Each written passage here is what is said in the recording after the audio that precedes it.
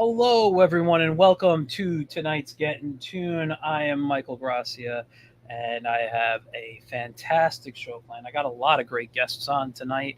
Um, as you guys know, I told you last week I had a really exciting show planned, um, and I just, always have to confirm before I bring people on, just to make sure. Um, we got the show I always have planned here for you. Now, but before we start, and I'm sorry I'm looking down, I have I don't have it on the regular monitor right now, but remember today's where is it now? Because I have to come up a little higher. There we are. At the Wiz Comic, it's Wiz Wednesday, so make sure you check it out on Instagram and Facebook. And you know what? This is driving me nuts. I'm putting myself on the other monitor again. All right, that feels more comfortable, and my eyes aren't bothering me anymore. So yeah, listen. Tonight's show. Here's what I got going on for you. I have the Alex and Mark from WAYWARD Raven Media, who's been on the show a couple of times now. Great guys. Saw them at cons. I enjoy hanging out and chatting with them. But in addition, they are publishing a book called Napoleon Starship, and the artwork I've seen, everything I've seen about it. They have a Kickstarter going, but we got the creator of it, and listen, you're just going to love talking to her and hearing from her. If you have questions during it, you can put it in the comments, and I'll ask. So I'm going to bring on first Alex, Mark, Woo! and Catherine. Hi. How you guys doing? Doing great. Doing good. So, tonight, Catherine, you are the star of the show. Can you tell me how you say your last name properly? I forgot to ask you before. It's Blakeney, Katherine Blakeney. Blakeney. Okay. Now, now you're over in Egypt now, correct? Yes. Yes, I am. That is. You might be the furthest I've ever had a guest on from. So, wow. That's really cool.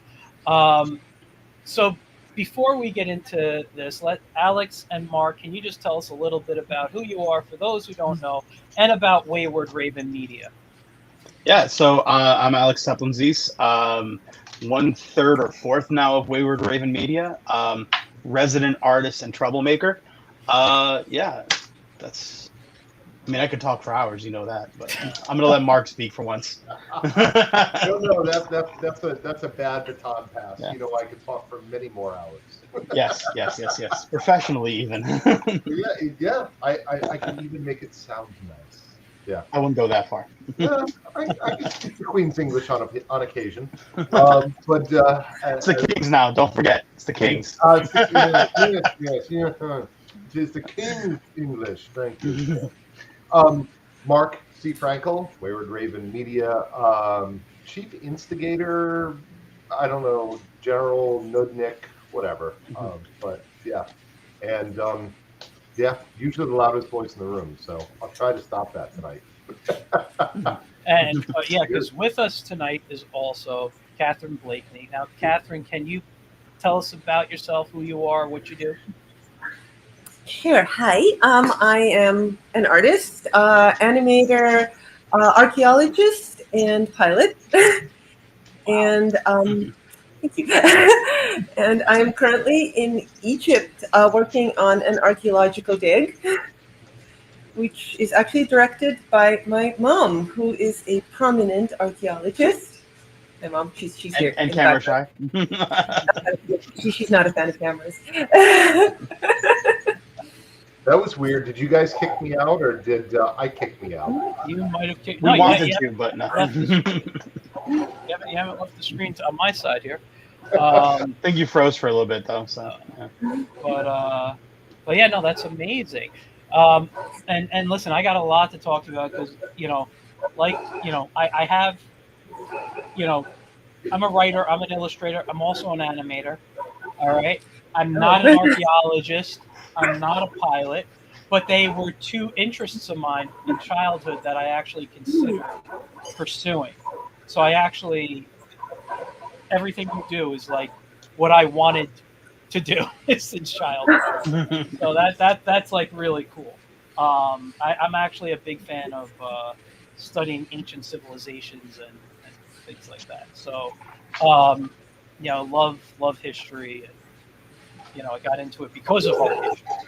But yeah, no, it's really cool that you do that. So, this story that we're going to be talking about tonight, it's called Napoleon's Starship. It's based on your work as an archaeologist, correct? So Yes. before we show that, and we have some of your animations to show tonight, we got a lot, so I want to kind of keep this, a little organized. Let's just first talk a little bit about you as an archaeologist and how it inspired the story. Can you talk a little bit about that? Sure. Well, I've been doing archaeology since I was 9 years old, and I've been coming to Egypt every year. We work about 6 months every year in Egypt, out here in the desert. We're excavating some ancient tombs that have completely collapsed. They're underground tombs, and on one of them, on the largest one, the ceiling has completely caved in. So we're basically putting everything back. We're trying to reconstruct it back and put all the fragments, all the inscriptions, all the imagery back in its original positions. And there has been, Egypt has been through so much, and ancient Egyptian art has been through so much. Every time that something happens, every time there's a war, every time somebody tries to take over, ancient art suffers, our history suffers. And Napoleon did a lot of damage in Egypt. He was excited about ancient art and he wanted to show it off, but he also kind of destroyed it in the process. And he didn't want to preserve things. He wanted to take them. He wanted to own them. Sorry, my brilliant archaeologist has just given me a cup of coffee. Thank you. She makes excellent coffee. Lifeblood. Yeah, I know. It's early for you over there. Oh God. We start at dawn because it's Egypt and it is August right now. It's August 1st.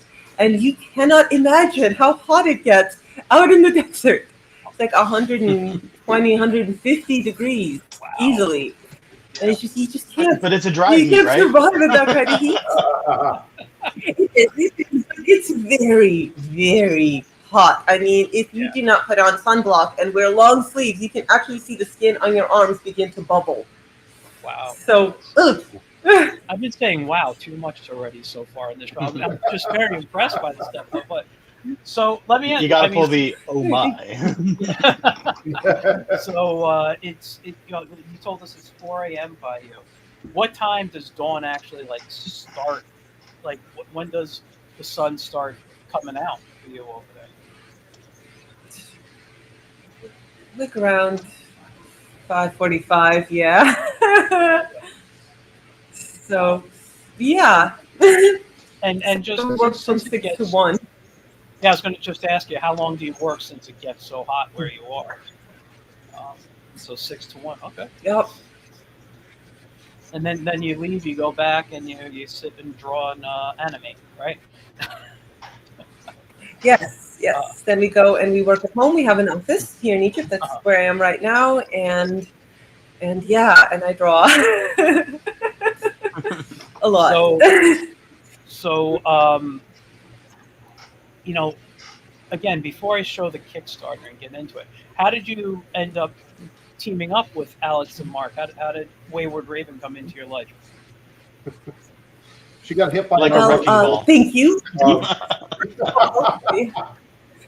It's really, really awesome. It was at New York Comic Con in 2021, I believe. Right, Mark? Yeah, no, it's not. 21, right? That's what we figured. 21, yeah. It was after COVID. Yeah, it was a stressful time, and I had just started working on Napoleon's Starship because I was just inspired by all the work that we were doing in Egypt, and all all the plundering and the damage that we'd seen, from back from Napoleon's time, I was inspired to create this story about archaeology in outer space and sort of Napoleon expanding his empire into the stars and plundering alien cultures. And it was, I fell in love with this story, but I didn't really know what to do with it. And, I love graphic novels and comic books, and I thought this would make a perfect graphic novel. It's sort of a great combination of images and text, and it's the perfect way to tell this story. But how do I publish a graphic novel? So I came to New York Comic Con. I would always go to New York Comic Con, but I'd never had a project of my own to sell there.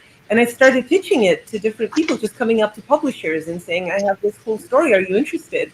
And, I got different responses from people, but none of them really felt right. They didn't feel like the right homes for this project. Like, they didn't really get it. And then I saw the WAYWARD Raven table, and they had all these amazing covers for, historical and mythological stories. And we just really clicked, and we started talking, and I started talking to Mark, and he was really great. He listened to me, and he made some really great comments about my artwork. And he said, send it over and we take a look. And I sent it, and then we signed a contract. That's great. Thank you guys for believing in me. It means a lot. You're very welcome. It was, this is my novel. Yeah. And we did preview it in We Suck at Comics, so it has, anyone who backed that project and picked up that book, they're getting a taste of that, and now they're going to get the full book. Yeah. That's in the first We Suck at Comics. Correct. Because you have a second We Suck at Comics coming out. Soon. Has that Kickstarter hasn't started, correct? No, not yet. We can only handle one at a time. So you can see a neat little preview in here. Hold on, let me. I'm going to give you the. Let me give you the screen. Show it again. Oh yeah. Okay, cool. Yeah, Sorry, we got the cover placement too. Obviously, the original book here, right? But there's a really nice preview. It's I can't remember if it's. I can look. It's about 8 to 10 pages. And it's a little bit of a different story too. So it was a nice kind of preview taster for folks that we kind of hope, hey, drive them towards the Kickstarter. Hey, I want the full story, that sort of thing. But it's a little bit different. I can let Katherine explain maybe some of the subtle differences and some of the changes she made. But we love this story so much that we knew not only did we want to do the graphic novel, but that we wanted to really get that paced out before it was fully ready, just to kind of, drum up some interest and show off the work because we believe in it that much. That's awesome. Yeah. Now, I have a copy of that book somewhere. I'm gonna have to go back and look. I don't. Yeah. I mean, I flipped through it, but I don't remember. I don't remember. I don't remember every story in there. But I don't, and I got to be honest, I don't know if I've ever finished the book. I hope I did. It's one of those things where, I read a couple of stories and then it gets put on a pile. I pick it up later. I read a couple of stories. Right here. Right here. But yeah, no. And off screen. Listen, it came out great. You guys have great production value on your books. I love. Thank you. I love what I see when your stuff comes out. Oh. I see them at tables.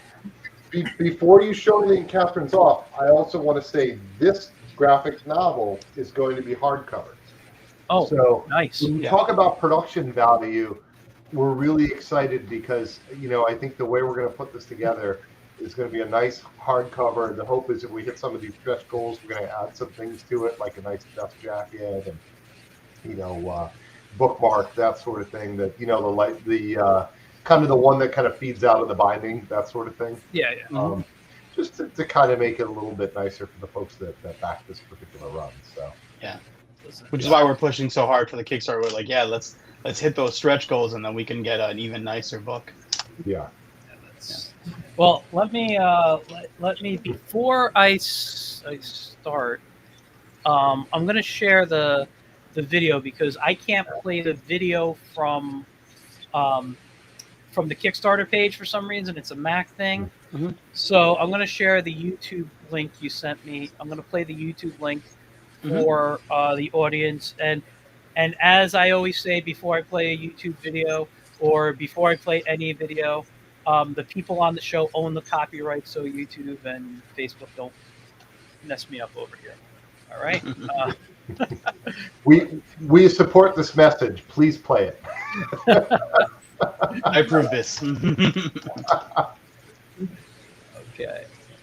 And so I'm on the right one here now. Engage.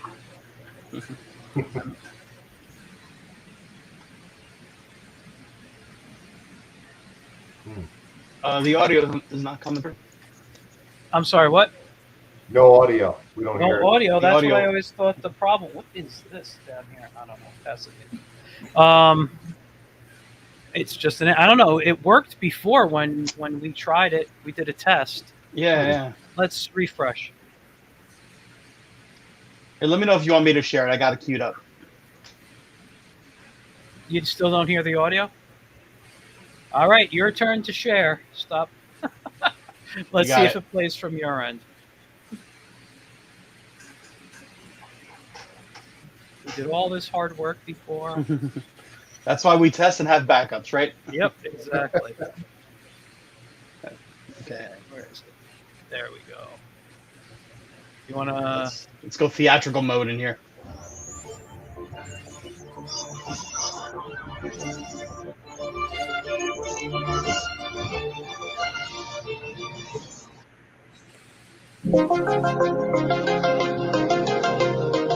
We praise Emperor Napoleon for expanding his empire into space. He will loot whatever art and culture he discovers and haul it away to his new Musée Galactique de Napoleon in Paris. He's charging towards his next target, planet Thror, but a young revolutionary has stowed away aboard his starship, planning to assassinate him before he can plunder and colonize another planet. As an archaeologist, I am painfully aware of the terrible toll that centuries of looting have taken on ancient monuments. I wanted to channel my feelings of outrage and deep sorrow through my main character and fellow artist, Gavroche, who encounters the beauty of a lost civilization only to see it being destroyed and plundered by ruthless invading soldiers. Her lonely heart, hardened by war crimes, opens up to love and beauty, the last hope for a perishing world. I am deeply grateful to all potential backers of this project for supporting the message of Napoleon Starship, which is also my manifesto as a creator. We cannot build our future without preserving and protecting our past. This dark but romantic story is told in 64 fully colored pages and will be published by the incredible team at WAYWARD RAVEN Media. Your support will help me to fulfill one of the dreams of my life, to start publishing my graphic novels and acquire a unique opportunity to merge my voices as a writer, artist, archaeologist, and animator to speak louder and be heard. Thank you so much for checking out our campaign.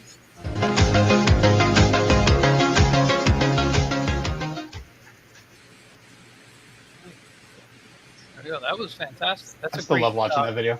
Yeah, it's a great intro video. I really love that. Yeah, really nice stuff. So Props to Sebastian. Sebastian edited that for you? Yeah. He's always a good dude. So I got to give him shout outs. Yeah, no, good. He's been on the show multiple times. Sebastian's exactly. Yeah. Yeah, I think the audience knows who he is here, and he might even be in the audience. Who knows? Sometimes he pops in, but yeah, no, it's really nice stuff. And you know, there's so many questions I want to ask you. You know, so what made you go sci-fi with the story instead of telling a more historically accurate story? Well, it's a very complicated topic, and definitely going sci-fi helped it gain more of a mythological scope, more of a symbolic scope, and also it is about Egypt, but it's also it's not just about Egypt. So this ancient civilization that I created for this story, Planet Thror, It's really a collection of a lot of different ancient civilizations that have gone through a similar process. There's a bit of ancient Greece. There's Minoan culture, Mesopotamian culture, Assyrian culture. There are a lot of different different things in there, because again, it's not just Egypt that's gone through this, that has been invaded and plundered. So I wanted to make it more universal, and I felt that by making it sci-fi, it sort of gave it that aspect. Also, I love sci-fi, and I love space travel, and I thought it would be enormously cool to build a giant V-shaped starship for Napoleon. Yeah, no, it's really it's a great idea, and I love that you have like a what do you want to call it? I don't want to say a lesson, but it's based on on history that people can learn from this story, and I haven't read it, to my knowledge. I might have read those pages in the We Suck at Comics, I don't remember. But I haven't read, obviously the whole story. But it sounds like to me that there is an overall theme about, protecting, culture, and I think that's always an important, what's the word I'm looking for? I'm like just an important thing to do. I mean, we learn from cultures, and everything changed. I'm sorry, I was scrolling. I forgot to put it up on the screen. I was going to share the Kickstarter page. I apologize. And I just started scrolling past the video. This is the video I couldn't play. But you're about a third of a way there, which is great. How long has the Kickstarter been out? Has it really been 9 days? That seems like, I think it's about 8 days. It's, in that point where the Kickstarter is like, hey, it's 8 days and 2 hours or something like that. Yeah. I think it's actually 43% complete, or what do you call 43% back? 44. Oh, okay. 44. That's even 44. better. Even better. But if anybody's listening, if you go and want to get us to 45 or 46 or 47, we would thank you very much. And to make sure that happens, I added the link in the in the chat there, so everybody can go click on this, and whether you're watching on Facebook, YouTube, or Twitch, the link is there for you. Thank you. Yeah, no, this is I like this. Les Miserables meets Star Wars. That's a nice piece. So this is the artwork, and this is your art, obviously, right? Yep. Now, is the I'm looking at some of the art, and I'm assuming everything's, well, not everything. The drawing looks a little more, traditional, but your coloring is digital. Yes. Actually, the drawings, I went really old school in the beginning. The drawings were all done on 11 by 17 Bristol boards. Okay. In blue pencils, and then I inked them by hand. So I did all of that. Then I scanned them in, cleaned them up a little bit, and colored them in Photoshop. Yeah, and in the book we have like a little behind the scenes section where we show some of the process. I thought it was really cool to highlight everything in the not just the process, but more about Katherine as well. So we got some really cool thing behind the scenes photos of the archaeological stuff that she's doing, the dig sites, and some really cool shots. Yeah. Alarm? Yeah, that was my 4:30. Wake up. Time to wake up. Time to make the donuts.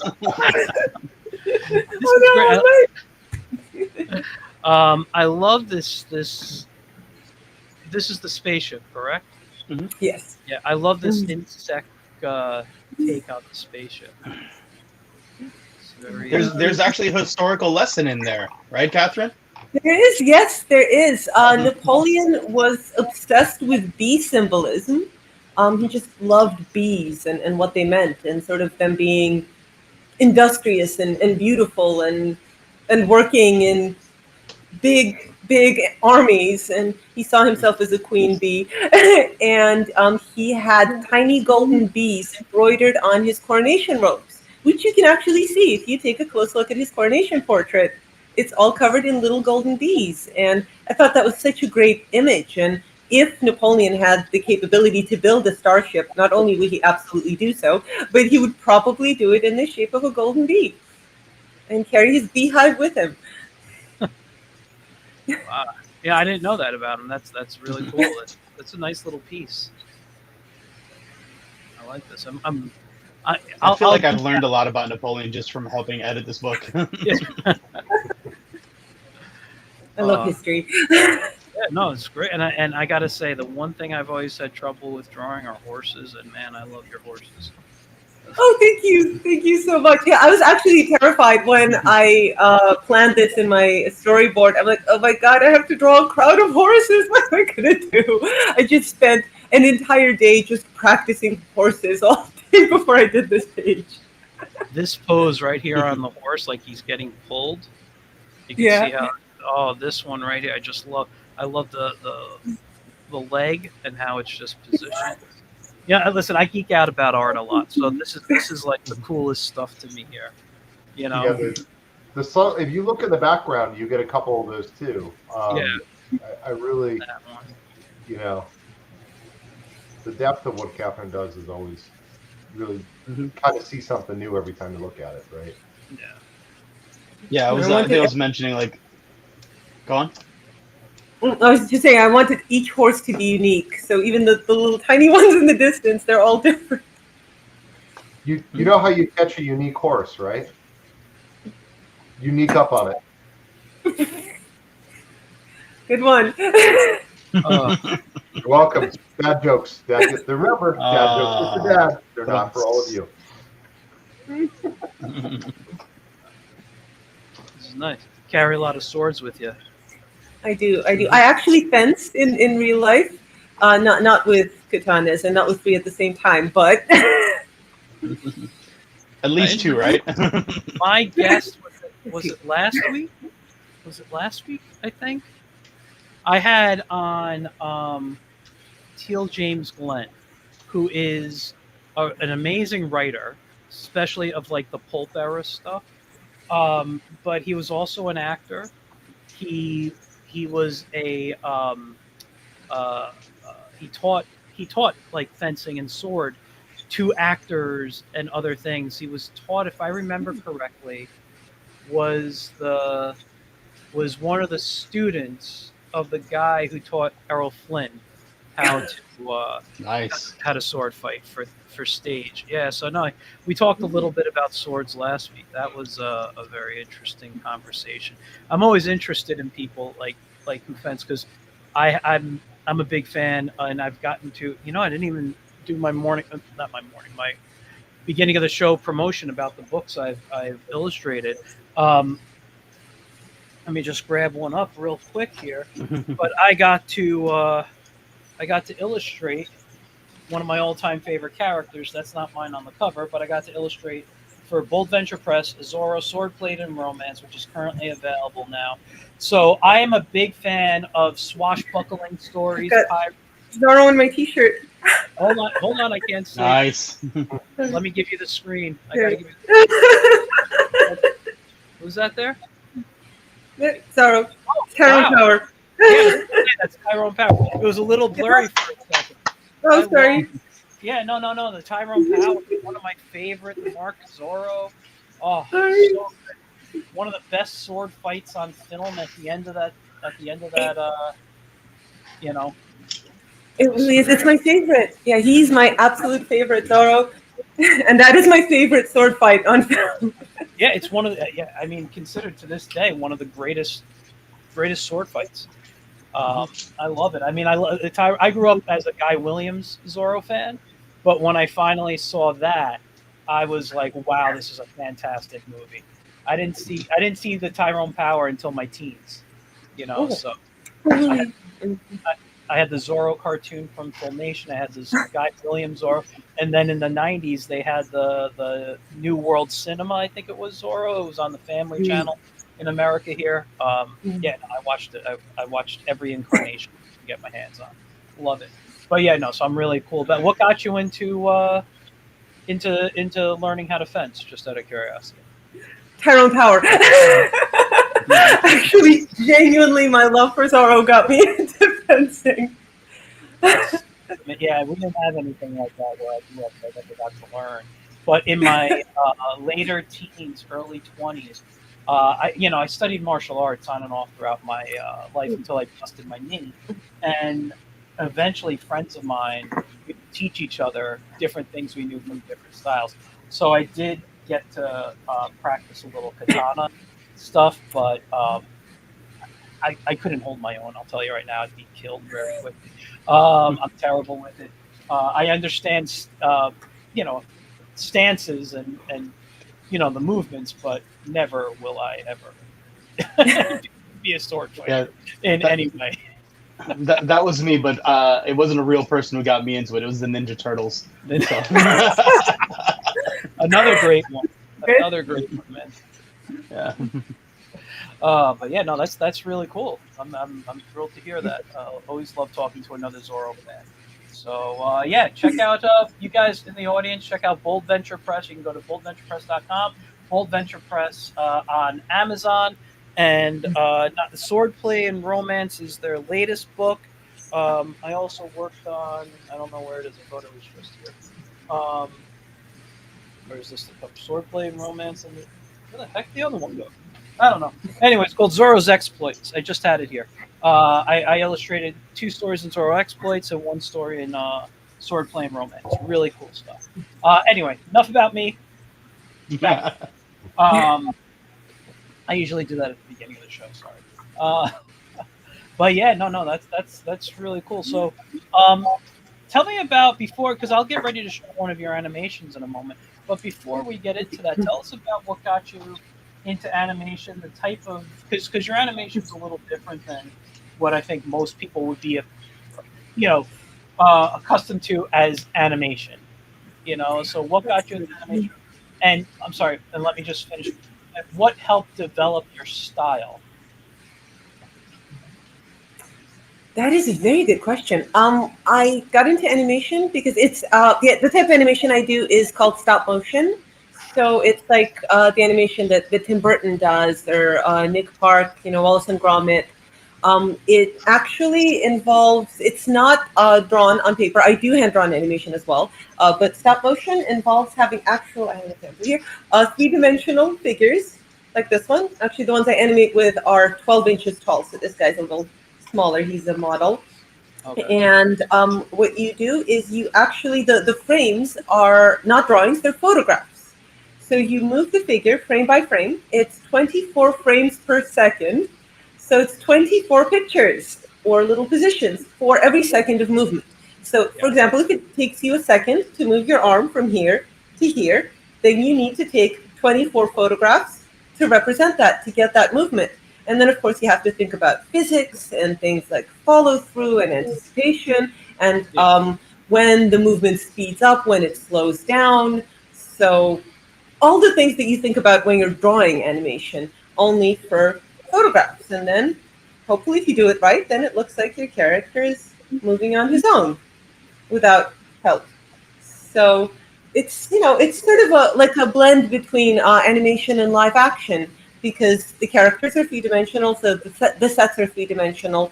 I've always loved making things with my hands. I've learned a lot of different crafts. I sew, I embroider, I make carpets, I do beadwork, and I build miniature sets. So, out of cardboard and rocks and twigs and things I pick up all over the world. So I've always enjoyed doing that and building miniature sets and creating little characters. And then I found out about stop motion animation, and I thought I could animate this. I could make it move. And again, I've always loved animation as well. So I started doing that, and I ended up getting a degree in stop motion animation from the School of Visual Arts in New York, because I realized they actually give degrees in this. You know what? I didn't know they did a specific degree at SVA on stop motion. I was supposed to go to SVA for animation and just other things. I was never went to SVA, but I went to another school, and I'm self-taught mostly as a 2D animator. But I did in the 90s work on Flash like webisodes and things that appeared on the internet and stuff. So I did get to work with like some older animators who kind of trained me a little bit. But I did do some stop motion. I did. I used to build and perform puppets, but I used to do and more like marionette and rod puppets, not like Muppet style puppets. But I also used to do exactly what you're talking about. When I was a kid, and I don't know if I've ever told the story on the air here. When I was a kid, I always tell people when they ask me what was my favorite toy, I say it was pencil and paper.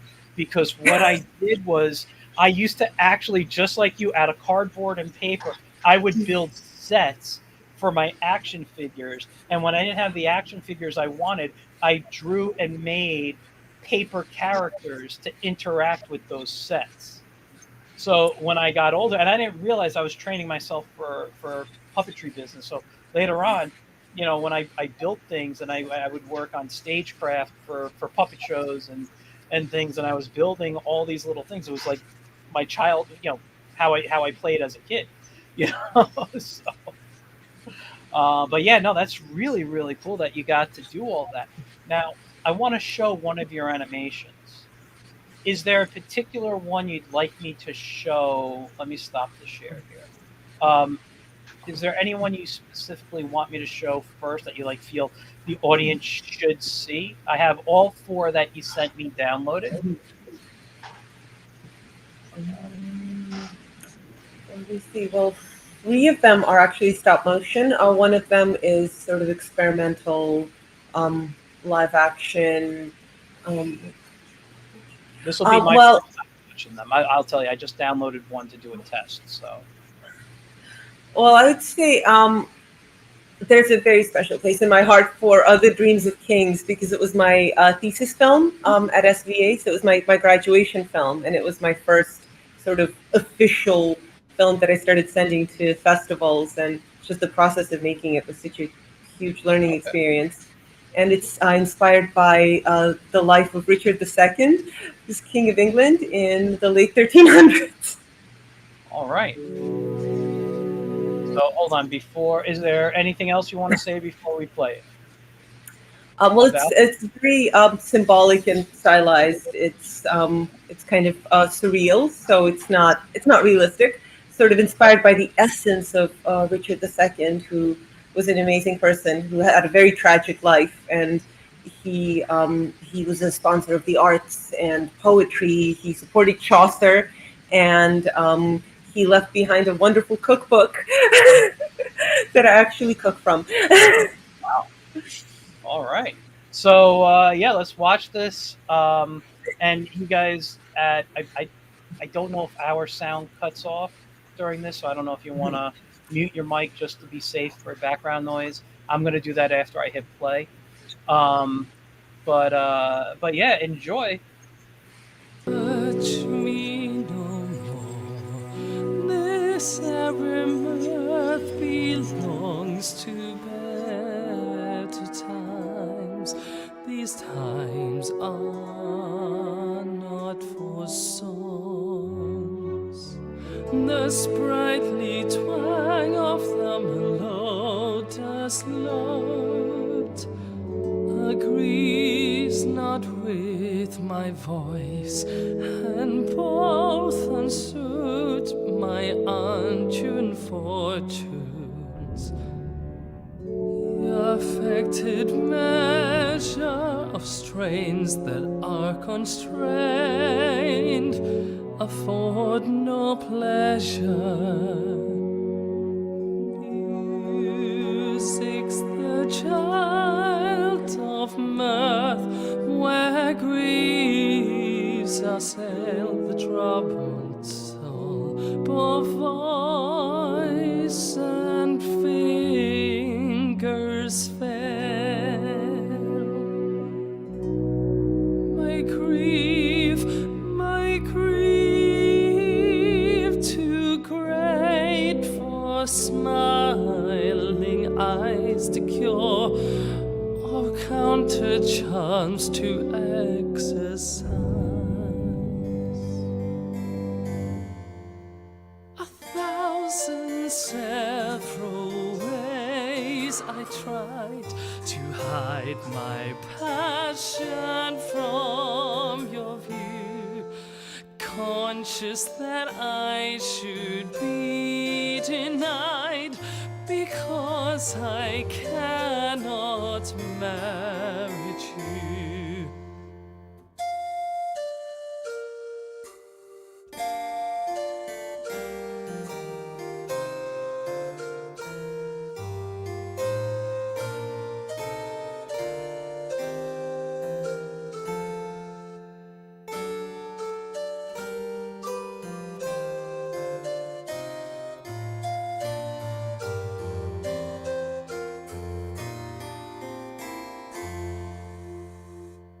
Absence and last and worst of all did so increase my wretched pain, 1,000 several ways I tried.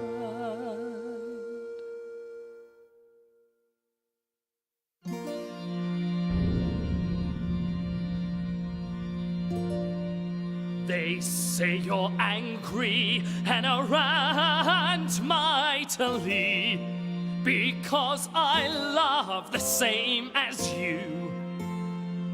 Alas, you're very rich, it's true, but pretty fool, what's that to love and me? You've lands and money, let that serve. And know you've more by that than you deserve.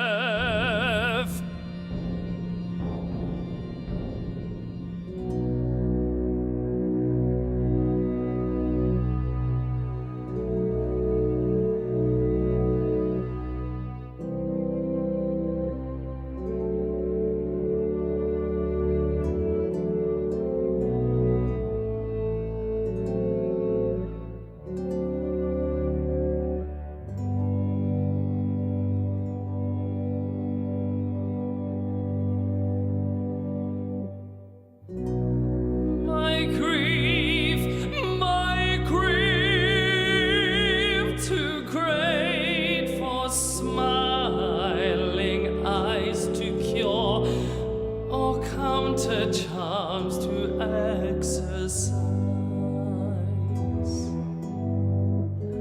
The raven's dismal croaks, midnight howls of empty wolves mixed with the screech of owls.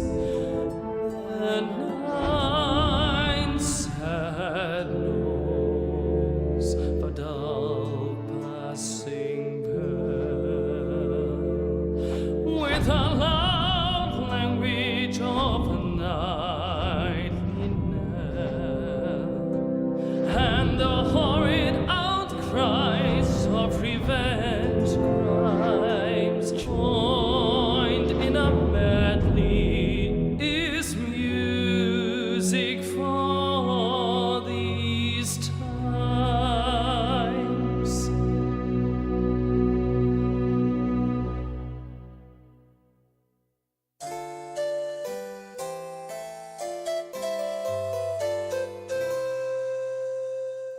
Ah, how pleasant 'tis to love, every moment does improve.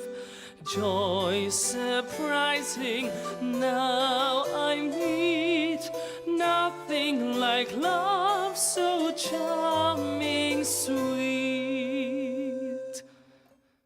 Some do make our God a pleasure, others worship on a treasure, while the lover still addressing to his nymph for every blessing.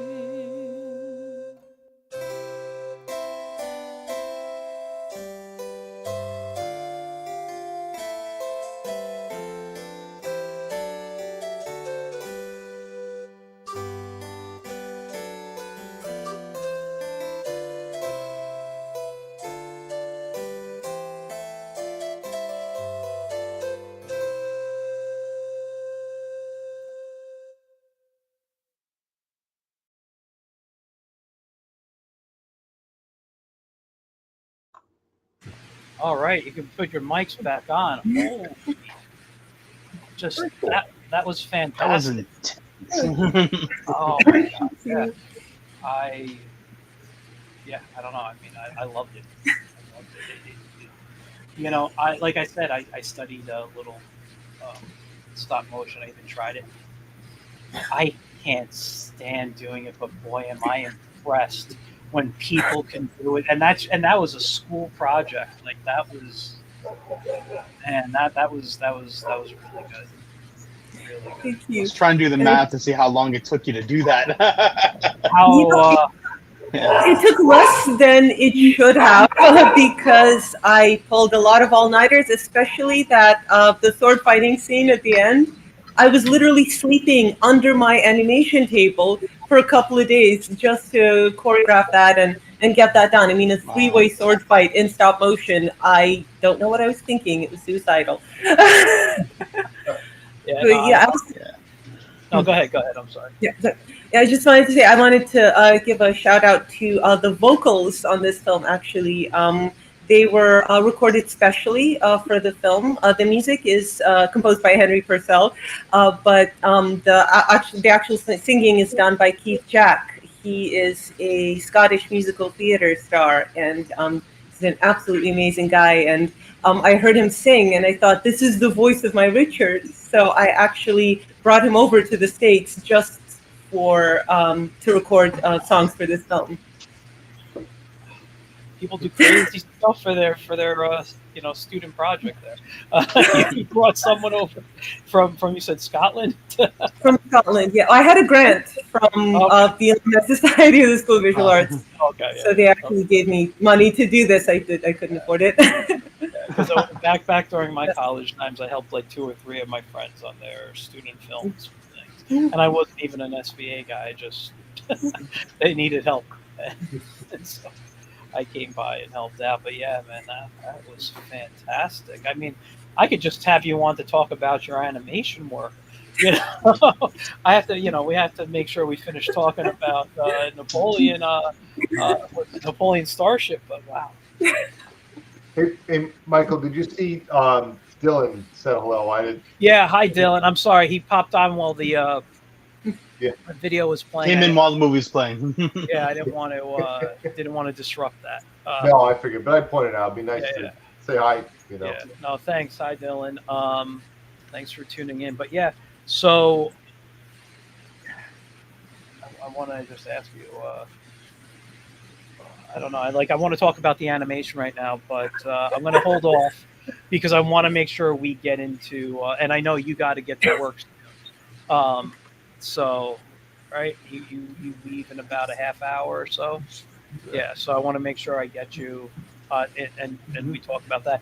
But let me tell you right now, I'd love to have you back on just to talk about your animation work. All right. I'd love to be back if you want me.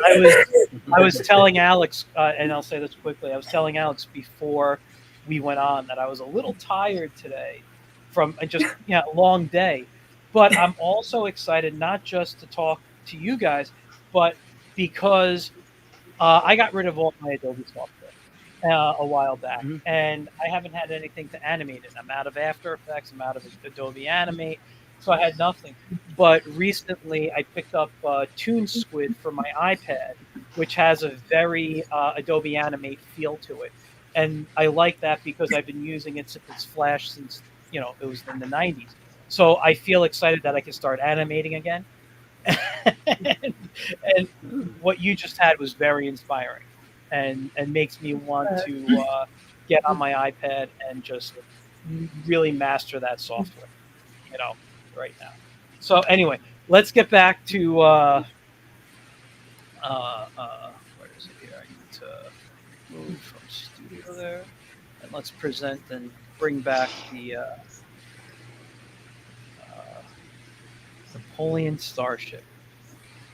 All right. So in this part here, we were talking about who you are, and I think we've done enough of that right now. I mean, listen, you're a very fascinating person. I'm sorry. I just want to point out the piece that she's holding there, and that, yeah, absolutely. So some of the rewards in here, we have 5 packages that are very, very unique pieces of artwork that Katherine makes. And so one's gone already. There's still 4 more, but that's kind of representative of some of the work. And there is a picture as we scroll down a little bit, but I just think it's kind of nice to see. Yeah, Catherine, you should probably talk about that because there is a little historical significance with that too, right? With that specific picture, or The art Style. Yeah. oh, okay. It's actually an 18th century technique called adorned prints, where the insides of the print, instead of being colored, they're actually cut out and filled in with fabrics and leather and lace. It's like a mixed media collage with fabric. And I learned about that when I was researching for Napoleon, and I started trying it out myself and just really enjoyed the technique. It's very connected to stop motion as well because it's all handmade from these different materials. So we're actually offering a limited number of these adorned prints as rewards in the Kickstarter, and I'm going to be making them right here in Egypt. I've brought some fabrics and materials with me, so you're going to get some cursed ancient Egyptian sand along with it, inevitably. That's fantastic. Let me ask you just about this. Is there any significance about the rabbit and the bird here that you're... Yeah, there's actually in this particular print. Yeah, well, the rabbit is I'm doing a series of pieces with rabbits in different mythological contexts. Okay. I just love rabbits. It's inspired by the White Rabbit from Alice in Wonderland, and he's sort of traveling through different cultures and mythologies and transforming into different creatures. In this case, it's a crossover between my rabbit and One Piece. So this is actually have one as a sticker too, right? I think it was like the Medusa one. Yeah. You scroll Yeah. up. No, wait, down. It's probably down. I think I would put on a button. Yep, right there. Yeah. Oh, nice. Medusa rabbit. Yeah. It's a rabbit. Regis Sylvan? Regis, yes. A Regis, a rabbit. I'm actually writing a series about the rabbit, a series of comics called The Metamorphist, and I've got this up on Global Comics. So if you're into shape-shifting rabbits in mythological contexts, and he's also an artwork. Sounds like a good time. Yeah. Oh yeah. No, I first of all, everything you're talking about is like everything I love. For a long, I'll tell you this, for a long time, I spent, I don't even know how many years. The idea started in high school. For a script writing class, I wrote a script for it in college, and then I never did anything with it. I turned it into a comic book. Never drew it, but I wrote over 100-page comic book. But what I did and it's turned into 6 or 7 graphic novels, which is why I haven't drawn it yet. But for a good 10 years, I did nothing but study mythology. I studied ancient cultures. I studied the occult. I studied all these things so that I could have a believable mixture of stories that crossed over. And by the way, I didn't practice the occult or anything. I just wanted to understand how people, the belief systems of different religions and all this. So I literally spent a good 10 to maybe 12 years of my life doing nothing but researching in my spare time. It's one of the reasons I didn't publish a comic or anything in years, because I was working on one thing that just tired me out.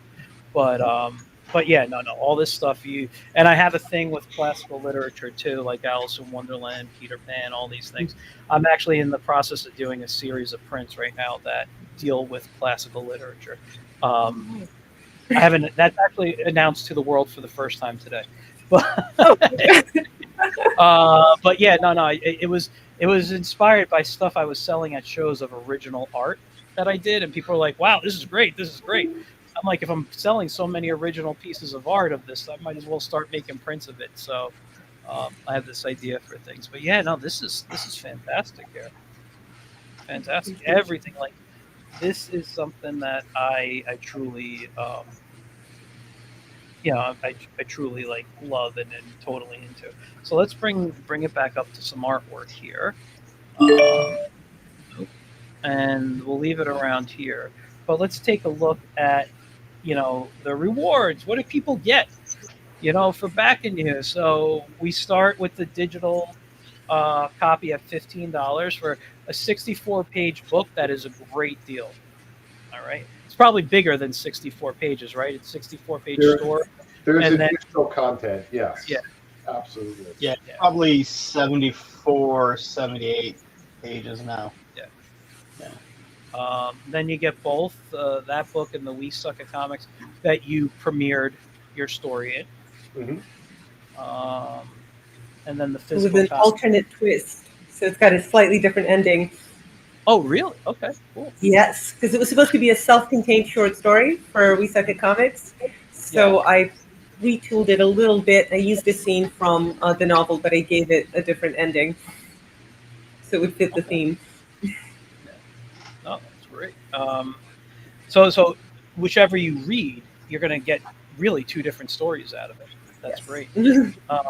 So for $35, you get the actual book, which it's going to be hardcover. So you guys remember that. That's a great deal there. 40 is, I got to read this now. You get the hardcover. You get plus stickers and the bookmark. Going up to 50, what do we add to this here? The stickers, book, and 2 art prints. Nice. Yeah, and the art prints are on there. We've got a nice selection there, and we're definitely going to be adding more once we hit those stretch goals. So, yep. And by the way, this is all your artwork, correct? Yes, that's all me. I'm loving this piece right here. I'd love to see a larger size of that. Just the way that looks. Oh, so good. And these are the stickers. I love the rabbit though, in the different, different ways. Wow, that's great. So, so here you get the 2 physical books, hardcover. So you get the We Suck at Comics and the and Napoleon Starship, and then we jump up to $200. We get the hardcover or physical copy, the original piece of art. So this includes like where was it, down here, like something like this. Each one's unique too. Yes. So it may not necessarily be that. It may be something a little bit different. Yeah. They're making some Napoleon themed ones, and I've got a few other ones that I'm working on. So, and every single one of these is completely unique because they're made by hand. So they're all a little bit different. So it really is sort of an original piece of art. Can you, and I'm sorry, I got to stop this for a second. Can you tell me, where did this style of art come from? Where did you discover it again? It's an 18th century technique called adorned prints. So I was looking at a lot of 18th and early 19th century art because Napoleon Starship is set in 1805. And it's about Napoleon, so I was doing all this art history research, and I came across this technique, and I just wanted to try it out. So all the coloring on this print is done with fabrics and lace, sequins, leather. It's just a collage of different kinds of fabrics and materials. So it was a lot of fun to do. And they come with the frame. Oh, that's amazing. It's a really nice piece. That one in particular.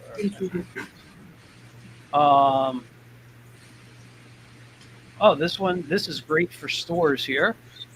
This level here. You get 10 copies for your comic book shop or bookstore, or just to pass out to friends, right? And I'll note that's a discounted rate right now. If you buy 10 copies, it's $35 right now, but you're getting them for $30 a copy with it. Yeah. So there's a nice little discount there. That's great. Yeah. It's a great way to make friends. And you know what? I gotta say, I love when I see tiers on crowdfunding that are for the comic shops, because I don't have a local comic shop anymore. anymore. Mine closed down, unfortunately. Yeah. And I don't. And- First of all, I don't want to see comic shops close for anyone. But when I would talk with the owners of certain stores I'd go to, and I'd ask them about what they're looking at books, a lot of them said their customers were going to Kickstarter and Indiegogo, and they were telling them about stuff. So when there's a tier specifically made for them, I just love it, because it really goes to show how much you care about the industry and and getting it into the stores, to get into hands, into the people who don't look at Kickstarters. It's something we've done for a lot of our campaigns. We try to at least get stuff for the comic shops. So yeah. So this one here, this one's for the Next Level Pro. It's a 10 bundle copy and 10 copies of We Suck at Comics, with the whole marketing package, stickers, pins, bookmarks, and other swag. Yeah. And then the $10 one is all gone. Yeah, all your early birds Yeah. did yesterday. Yeah. it's flown off. Yeah. No, but that's listen, these tiers, they're all great. They have great they're very reasonably priced. I love that. You guys, that's what you guys do, man. You do such a great job with these things, and this story is so unique in the type of comics that we would normally read. The artwork is fantastic. I don't know. There's so much about this. I can't wait to get a copy of this. I got to figure out which tier I'm going to be backing, but there will be a backing here from me. Just going to point out, you can get 10 right now with that. No. Dude, once this show starts making some money, maybe. We appreciate any and all support. Yeah. You guys, listen, you guys do great stuff. I don't want to keep you much longer, Catherine, only because I know you need to get your day started. So, which sounds weird because we're ending our days here. But yeah, I wish you a lot of luck on this particular project, your next project, and everything that you're doing, because it just sounds great. It really does. It sounds like you're. I love to see comics that are not like what's out there. And don't get me wrong, I'll read superhero books any day of the week.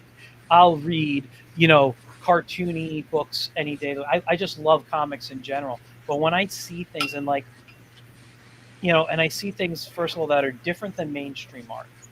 The stories are something you wouldn't see in on the shelves normally. Like, I'd have to go to a specialty indie store. You know what I mean? To discover your stuff on shelves. I love that I get to see it now online and easier to get my hands on now. Through people like Mark and Alex, who are putting this together and setting up this Kickstarter here. This is amazing. And I love these photos. I wish we could talk more about these. What's going on in here? Oh wow, yeah. Yeah, I didn't mean to make you flip through that past that, Michael. No, it's okay. About the adorned print. No, but time. Put them up there quickly if you want. I mean, it's we still have a bit of time. We start work at 6, and we are about 15 minutes away from the site here. So. Yeah. So I mean, but yeah, is this the site you're currently working on? Or yes, it is. Yeah. It's here in Luxor, which is the south of Egypt, and we are living in a little village just minutes away from the desert, which is where our tombs are. Wow. You mean their tombs? You don't want your tomb to be there. Okay, no, sorry. No, we always say our tomb, and it just sounds like we're going to get maybe mummified. eventually, right? Eventually, it definitely feels like we're going to be buried there sometimes. Strikes, We've been working here for more than 20 years. So all the guys that you see in the photographs, our Egyptian team, I've known these guys since I was a kid, and since they were kids. So we all grew up at the site. We are like a big family, and I mean, like they were teenagers, and I was like 9, and we were fooling around in the desert, and it was great. It was great. We were just the tomb was our playground, but within reason, as long as the art was safe. The outside of the tomb was our playground. I'm just picturing a young you with the mummy. Like, ooh, I'm gonna get you. Do not just want to go on the record of saying we do not play with the art. Yeah, but let me just ask you one question about this picture. Are you I'm noticing okay, your hands in this spot here. This is kind of the shape of it. Are you finding kind of where where it fell from, or are you putting it back up now? We are reconstructing it. So because the ceiling collapsed, it took down the walls and the pillars. So we found the entire tomb on the floor, like a giant puzzle that's just been scattered all over the ground. So we've got inscriptions and imagery, and it's like a comic book. It's like a huge stone comic book with lettering and panels and scenes.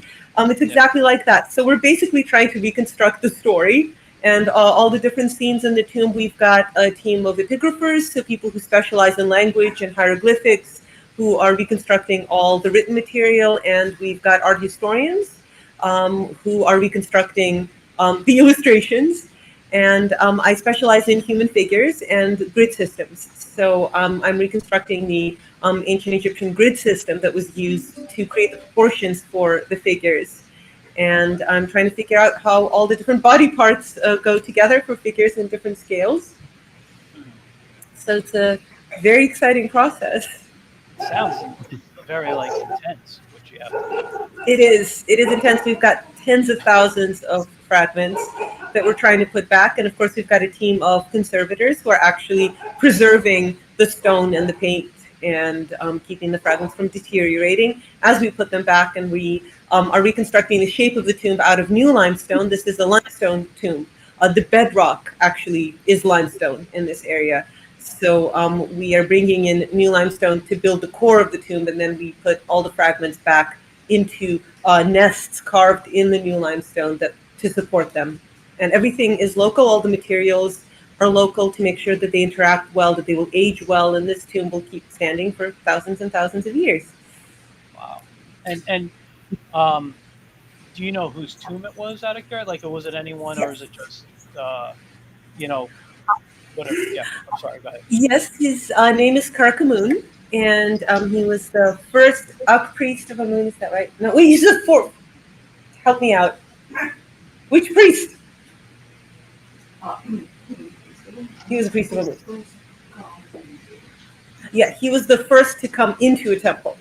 Okay. So it's a very important position. And yeah, he has some amazing art in there. It's very beautiful. It's a beautifully carved tomb, and it's an honor to be able to reconstruct it and help Karkamoon return to his tomb and live eternally. Awesome. That's awesome. I just love everything you do. I mean, I don't know. Thank you. Every time I go to the museum, the Egyptian and ancient Greek exhibits are my go-to. So that's amazing. Yeah. Wow. Anyway, I think I should wrap this up because, like I said, you do need to get to work, and I want you to, need another cup of coffee or whatever it is. Yeah. Oh, my coffee's almost gone. All right. Well, listen. First of all, thank you all for coming on. Thanks for having us. Yeah, thank you very much for having us. Listen, you guys are welcome anytime. Catherine, anytime too. I definitely want you have an extra bed to discuss your animation work. I would love to do that. I wish you all the best on this Kickstarter. And before I say goodbye to all of you, is there anything you want? Where can people find you online? Catherine, why don't you go first? I have a website, katherineblakeney.com, very original.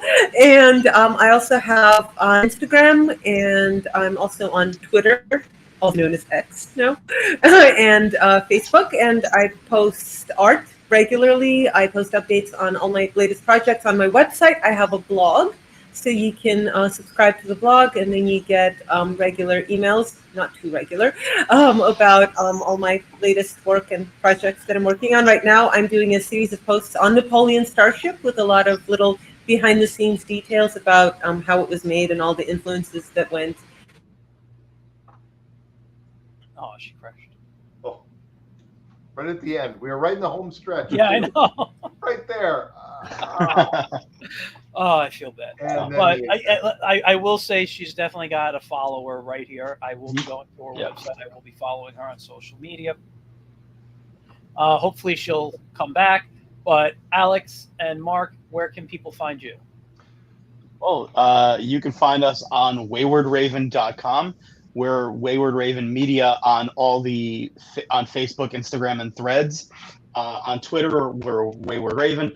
And we just got on TikTok because we're a bunch of little kids. It's Wayward. It's surprise, surprise, Wayward Raven. It's wayward.raven, I believe, actually. Yes, don't forget the dot, yeah. So much ridiculous fun posting our stupid videos of all the dumb crap we've done at cons on TikTok. It's ridiculous. So please follow there. Yeah, I'm having way too much fun with it, right? Yeah. Oh, she's back. Yeah, and by the way, I follow you guys on TikTok. Yeah. Yeah, Catherine, I'm sorry. You froze, and I think you froze again. Yeah, sorry, the internet here is... Funny. The internet here is shaky. We're out in the desert, literally in the desert. So... Let's just not forget how amazing it is, the fact that you are... We're talking to you live from the desert on the other side of the world. It's amazing. Hey, yeah. Michael, I should also, Alex plugged all of our socials, but I should also say on the 10th and 11th, we will be at WickedCon in Boston. So come see us there. Come see us at Terrificon. Also the following weekend in Connecticut and Mohegan Sun.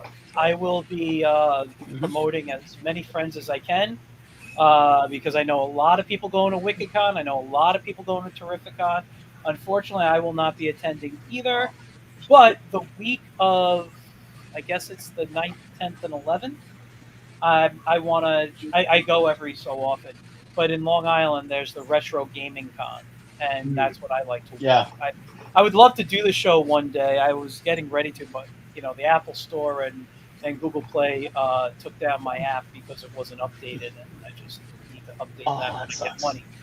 So when my app's back, I'd love to get back and do the retro gaming cons and some of the gaming cons and stuff. But you can catch us at New York Comic Con or at Rhode Island also this year. Yes, those are the last two we're closing out. Rhode Island is when? Yeah. It starts, I want to say, Halloween. Okay. It goes that week. Oh. Yeah. Okay. I'll be get costumes. Yeah. Down there. But yeah, and New York Comic Con's a couple of weeks before that.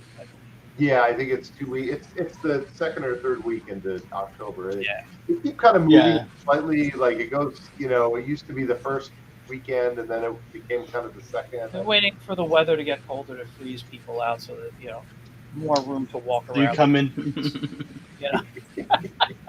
All right, guys. Let me let you all go. Thank you all again for coming on. Thank Catherine, you. Pleasure meeting you, and good luck with everything. Pleasure meeting. It was a pleasure meeting you too, and I'm sorry I keep going invisible. Okay, I'll get you back on. You guys will be back on. We're gonna have a blast in the future. All right. So with that, thank you all who watched live. Everybody who is going to watch later, thank you all for that. It was a great time tonight. I'll be back with another show next week. Make sure you follow everyone on social media. Your social medias are over there. Mine are over here today. Back my Kickstarter. Yeah. Back our Kickstarter. Back to Kickstarter. Go do it now. Buy my book. Buy my book. And just so you guys remember, in the comments section, and I was going to say that was going to be the last thing I say. In the comments section, I did post the link for the Kickstarter. Please make sure you guys go check it out and back whatever tier you can. Anything is going to be helpful, and you want to see this book in print. I do, you know. So, Me too. what? Okay. So with Me that, too. I will see you all. See you all later. Bye, guys.